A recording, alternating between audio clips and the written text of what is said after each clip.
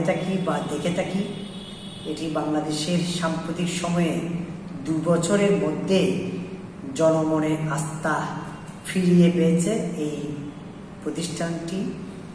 এই সংবাদপত্র অত্যন্ত গুরুত্ববহভাবে বিভিন্ন সংবাদ বিশ্লেষণ থেকে শুরু করে, নাগরিক সংবাদ থেকে শুরু করে বিভিন্ন সমস্যাকে প্রতিনিধিত্ব করার জন্য এটি গুরুত্বপূর্ণ ভূমিকা রাখছে। সেই জন্য তাদের অভিনন্দন জানাই।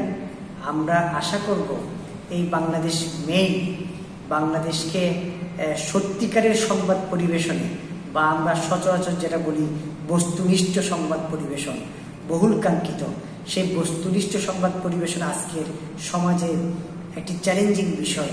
কারণ এখানে নানা ধরনের ক্রাইসিস রয়েছে, ঝুঁকি রয়েছে, এর মধ্যেই বিভিন্ন হুমকি বাধা বিপত্তি তো আছে।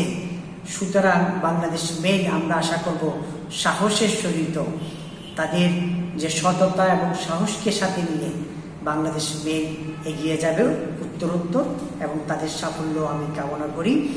এবং বাংলাদেশের একটি ব্যতিক্রমী সংবাদ মাধ্যম হিসেবে এটি সুপ্রতিষ্ঠা পাবে এবং মানুষের মন জয় করতে সমর্থ হবে, সেই আশাবাদ ব্যক্ত করছি। আগামী 29 আগস্ট আমরাও থাকবো, আপনারাও এই বাংলাদেশ মেইলের প্রতিষ্ঠাবার্ষিকীতে সংযুক্ত হয়ে আসুন আমরা একটা সুন্দর সাফল্যময় উদযাপনে সচেষ্ট হই। ধন্যবাদ।